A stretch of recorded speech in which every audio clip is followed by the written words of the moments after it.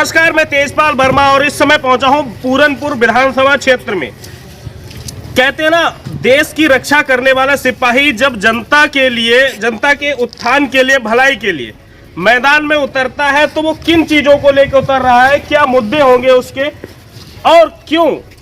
सर्वप्रथम इन्होंने हमारे साथ में जो प्रत्याशी हैं वो इस समय बसपा से प्रत्याशी हैं 129 पूरनपुर से, लेकिन कुछ दिन पहले इन्होंने भारतीय जनता पार्टी से अपना आवेदन किया था। जब वहां से टिकट नहीं हुआ तब एक सैनिक जनता की सेवा के लिए अब बसपा से प्रत्याशी के रूप में अपनी भूमिका निभाते हुए यहां से इलेक्शन लड़ रहे हैं। मैं उनसे बात करता हूं और आपको बताता हूं उनके बारे में।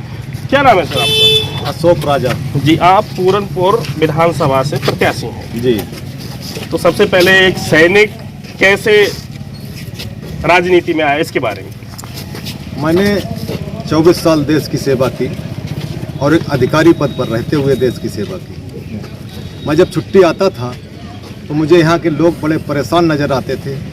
गरीब मजदूर लोगों का ना तहसील में काम होता था ना थाने में काम होता था, तो उनकी आवाज़ को सुनने वाला कोई नहीं था। मैं छुट्टी के दौरान जब आया, मुझे कई लोग ऐसे मिले कि साहब मुझे तहसीलदार परेशान कर रहा, 50 रुपये मांग रहा है, कहीं लेखपाल परेशान कर रहा है, थाने में जाते हैं फर्जी रिपोर्ट लिखा दी गई है।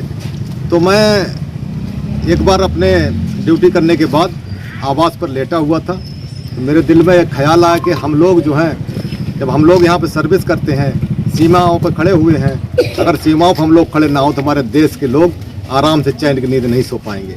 लेकिन उन लोगों की आत्मा मर गई है। उन लोगों को ऐसा एहसास नहीं होता कि हम गरीबों के साथ क्यों कैसे पेश आएँ।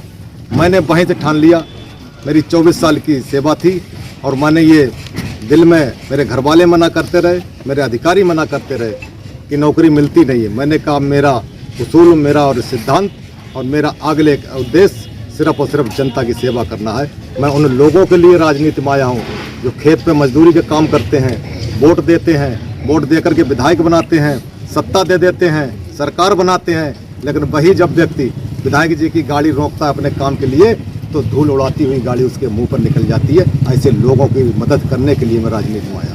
ये बात सही है, लेकिन ऐसा जैसे कि अभी आप राजनीति जो बात की आपने कि मैंने देखा तहसीलदार का तहसील में जाते हैं छोटे छोटे कामों के लिए कि 50 रुपये 100 रुपये मांगे जाते हैं। इस बीच में जैसे आप अभी ड्यूटी के दौरान यहाँ आए, कभी मतलब एक सामाजिक तौर पर या आप जो एक सीआरपीएफ के जवान थे उसके तौर पर आपने कभी उनकी मदद की?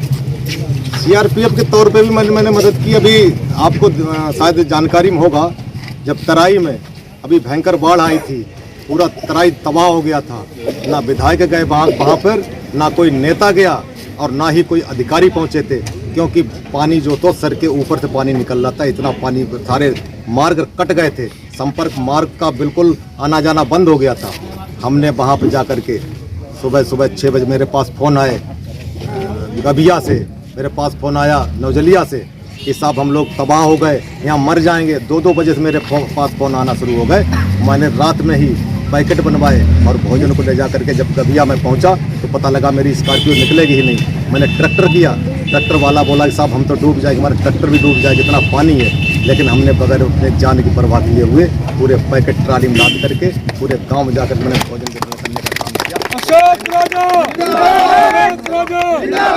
सैनिक ही कर सकता है, किसी आम आदमी के बस की बात नहीं है। सर, अभी आप एक मुद्दा लेके जा रहे हैं कि पार्टी नहीं प्रत्याशी जी, वो क्या मेरा मतलब ये है कि मैं भारतीय जनता पार्टी से 2012 से लगा हुआ था।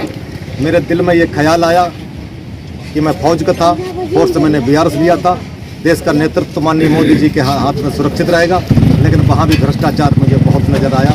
मैं लगातार लगा रहा, पिछली बार भी मुझे टिकट नहीं मिला, इस बार भी टिकट नहीं मिला।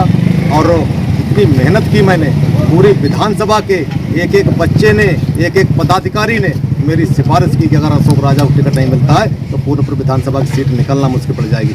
लेकिन पार्टी के नेतृत्व ने इस पर विचार नहीं किया और गांव को, क्षेत्र का मैं विकास आपको दिखाऊं जो मैंने काम अभी देख करके आया हूँ। एक दिन में मात्र 12 घंटे बारिश नहीं हुई होगी, पूरा पूरनपुर विधानसभा हर एक गांव जलमग्न है, वहाँ पर निकलना मुश्किल हो रहा है। मैंने वीडियो अभी ये चीज तो मैं दूर की बात नहीं करता हूँ, अभी पास में जिस गांव में हम खड़े हैं मैंने यहाँ का दृश्य देखा है कहीं जहाँ पे निकलना मुश्किल है। जी जी। अच्छा, अब आप जनता के बीच क्या लेके जा रहे हैं, क्या आपके मुद्दे रहेंगे? क्योंकि जो विधायक हैं किसी भी पार्टी से हो, उन्होंने क्या किया, उसमें क्या कमियां लगी, आप आएंगे तो क्या सुधार करेंगे? देखिए, सबसे पहले मैं बहन कुमारी मायावती जी का धन्यवाद देना चाहता हूँ, उनका आभार व्यक्त करता हूँ कि मेरा टिकट कटने के बाद उन्होंने मुझसे कहा और मुझे बुलाया, मुझे आशीर्वाद दिया कि जाइए आप चुनाव लड़िए और विधायक बनकर के आएंगे। आपका जज्बा फौज का है, आपके अंदर जोश है, आपके अंदर जुनून है, आप सीट जीतेंगे। मैंने बताया था उनके लिए कि मैं क्या करना चाहता हूँ। मैं ऐसे लोगों की मदद करने के लिए आया हूँ। मैंने अपनी स्पीच में कहता हूँ, मैं अपने भाषण में कहता हूँ कि मैं 5 साल मुझे मत दीजिए, मैं स्टाम्प पेपर पर लिख करके दे दूँगा कि मुझे 1 साल के लिए चुन लीजिए। 1 साल के लिए 4,83,000 के लगभग मतदाता हैं। 4,83,000 मैं स्टाम्प पेपर लिख करके दे दूँगा कि यदि विधायक बनने के बाद में पूरी विधानसभा में एक भी व्यक्ति ने 1 पैसे का आरोप सिद्ध कर दिया, उस दिन मैं खुद को जनता के बीच समर्पित कर दूंगा। चाहे मुझे फांसी दे दे, चाहे मुझे गोली मार दे, मैं खुद को समर्पित कर दूंगा। इससे ज़्यादा मैं सबूत और क्या दे सकता हूँ? ऐसे कुछ आरोप हमारे जो विधायक रहे इनके ऊपर है? आरोप तो अभी आपने देखा होगा कि 2 करोड़ की विधायक निधि जो आरएस में आई थी, आरएस में जब विधायक निधि आती है तो वह ई टेंडरिंग होती है। ई टेंडरिंग का मतलब ये है कि टेंडर मैनेज नहीं किए जाते हैं। वहाँ पे जिसने बिलो डाला या लो डाला, टेंडर उसी को होगा, वहाँ मैनेज नहीं होते। लेकिन विधायक निधि से जब तक 10%, 15%, 20% कमीशन नहीं जाता है, तब तक टेंडर नहीं किए जाते हैं। वहाँ पे मैनेज हो नहीं सकते थे।